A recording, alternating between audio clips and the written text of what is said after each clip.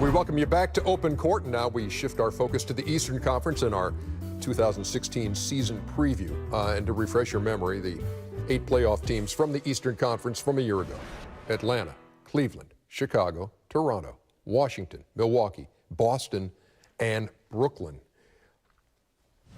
What are the chances Atlanta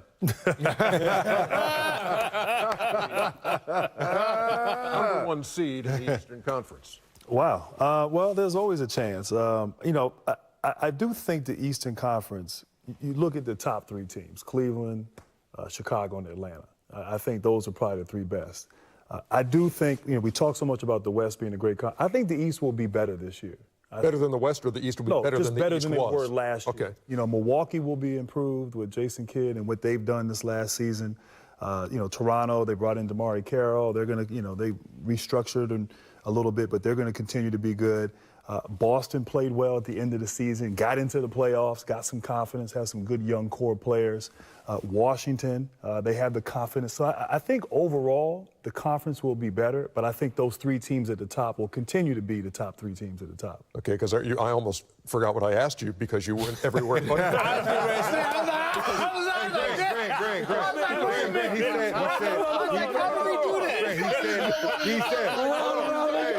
He said, will I was like, how do you do that? Okay, I'll answer that. Hold on. Let me answer that. Hold on. Greg. First of all, I must say that it is Greg. DMD. Okay, honestly. Atlanta going to be at the top this year? No, here's the thing. No. Is Atlanta going to be at the top this year? I think objectively. 3D, I tried that already. Objectively, they can be. But there's always an issue, we talked earlier, health. Cleveland last year had some health issues, and it took them a while to figure things out early on. Once they figured it out, they got going and played well. Chicago was decimated by injuries, and now if they can stay healthy, new coach coming in Hoiberg, and Atlanta, for the most part, stayed healthy. Into the Didn't have playoffs. any injuries. Playoffs. And so they were the number 1 seed last year. It's a clear maybe. It's it. Yeah. I think he's saying maybe the Atlanta will be there. Look, he's an owner. He's got to play both sides. For me, now set you free. And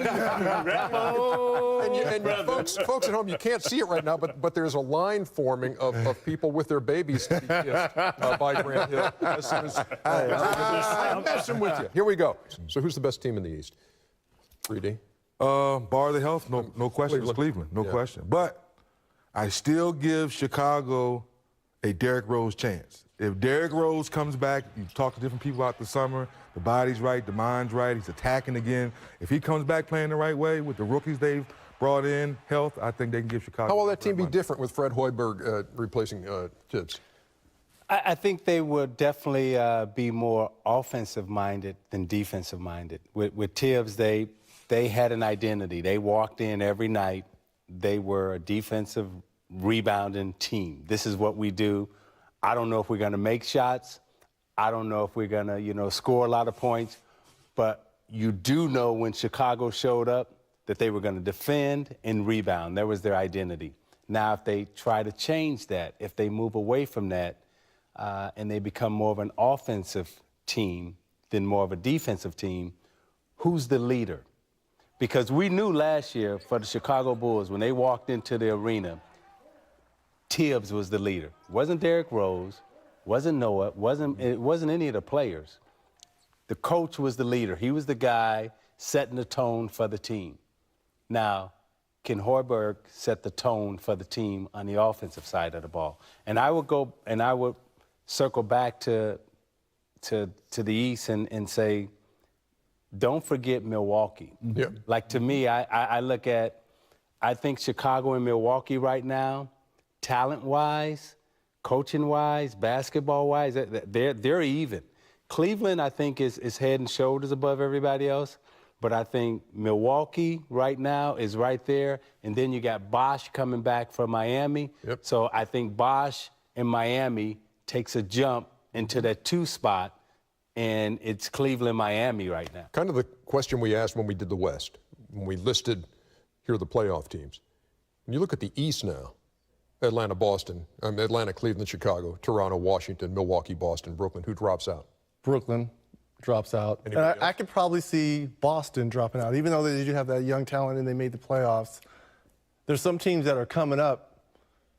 I like, and I know people are going to think I'm crazy here, but getting Scott Skiles and that young team in Orlando, you've got one of the best young centers in Vucevic.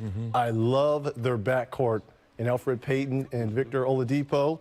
You re-sign Tobias Harris to that big contract, and he wants to go out and show he's worth that money. Yep. You have Channing Frye to spread the floor with a little bit of experience. And Scott Skiles is one of those coaches, he's not going to take any lip. I don't care how young you are. He's going to hold everyone accountable. I think this is a team that could push for that ace spot. How about Milwaukee? So you have Jabari Parker have his first season cut short, and now he's there. You got Michael Carter-Williams from the get-go, and you got Vasquez as a backup there. You still got Antetokounmpo, who's dynamic. This is a much improved Milwaukee team. Without a doubt. And last year, probably one of the biggest surprises. Everyone talked about Atlanta maybe having the kind of season they had last year, but I thought under the radar, Milwaukee took a big step. And to Brent's point earlier about multidimensional players, you have to love their length and their ability to defend.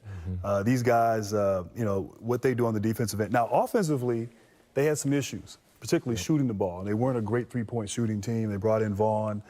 They have Greg Monroe, who was a great pickup. You give him that sort of low post presence. So I like how they collectively, there's no one guy yet that really kind of sets them out and is the star of that team, but collectively they play well together. And just the confidence that they had from last season, bringing Jabari Parker back, if he can stay healthy, they may take that step, as Isaiah said. They may become one of the elite teams there in the Eastern Conference. The movement and athleticism and length that Grant is talking about, I think Jason, who's not afraid to try some crazy stuff. I mean, he does some really unique things as a coach on the floor with those lineups. He's going to rely on transition and then just overall athleticism on the offensive end, moving bodies around, take advantage of your lack of activity defensively. I mean, they're going to play great for 82 games and probably be in the top 4. But to me, it's all about the playoffs. Yeah. Who's their identity come playoff time? It's great that they have a soon-to-be Hall of Fame coach in Jason Kidd calling plays, but who on the floor is going to be? You got to have that guy. You got to have that alpha dog. Yeah. Throw me the ball, I'll get it done. Can Greg Monroe be that guy? Well, can the Greek freak? I was about to say it has to be the Greek freak. Can he take that next step? See, to me, it's got to be. Offensive To me, player? it's Michael Carter-Williams, the guy that's going to have the rock most of the time. Right. If he learns how to shoot the basketball with his skill set at 6'6", then this team is an elite team. Are we I can't believe we're not saying Middleton. I think Are we forgetting Jabari Parker? In Wait a time. minute. Wait a minute. In time. You see how the guys who can really shoot, he learned to shoot the basketball. like it's so damn easy to just. Them two guys sitting over there, like it's so easy to just. If you learn how to shoot. But Isaiah, late game situations where nobody backing off you. Well, yeah, but we That's don't. what we're getting to, though. But we don't shoot like y'all shoot. It's different. But you can, coach. But you can shoot it, You though. can shoot too. Yeah, but not like y'all. It's like, well, if you learn how to shoot a little bit, Here's the way we want to wrap up this segment. I'm going to look at the playoff teams, or the teams that did make the playoffs in the East, and you tell me if they're going to make the playoffs this year. Indiana, just raise your hands or yell. Yes. Yep. Indiana? Yep. Yes. Okay, so you got Indiana in there 4-2. Miami? Yes. Oh, unanimous. So they're in. If Bosh is healthy. Yeah, you got Stop it. No caveat. Yes. Everybody's whole. Everybody's whole. No. I like them. Then raise your hand then, Brent. Detroit. No. Moving on. Okay. No. Do you feel strong enough about Orlando? I do. I think Orlando's going to make the playoffs. So Orlando's I'm going in. Orlando. Orlando, Indiana, Miami are in. I think Orlando. Philly. Philly? Philly? Oh. Did you say Philly? Philly who? Philly? They still in the league? Still in. New York. I thought you were talking Philly. New York. No. New York. New York. Okay. So Indiana, Miami, and Orlando are going to make the playoffs? Well, they said Orlando. That's it. They said Okay. Orlando. Okay, those three are going to be in, Reggie. Then which three are out? I will say from last year's playoffs, Yeah. Brooklyn, Boston. Brooklyn, Boston, and we need one more. Yeah, you got Atlanta, Cleveland, Chicago, Toronto, Washington, and Milwaukee to choose from. Those heads are all. I say only Orlando's making it. Wow. So Indiana and Miami don't make it. Orlando makes it out. I do. Wow. You are very strong on the Magic. I just think new leadership there. Scott Skiles, he's not going to take, Yeah. he's no nonsense. All right. Wow. Wonderful.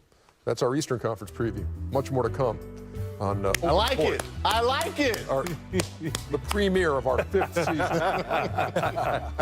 season.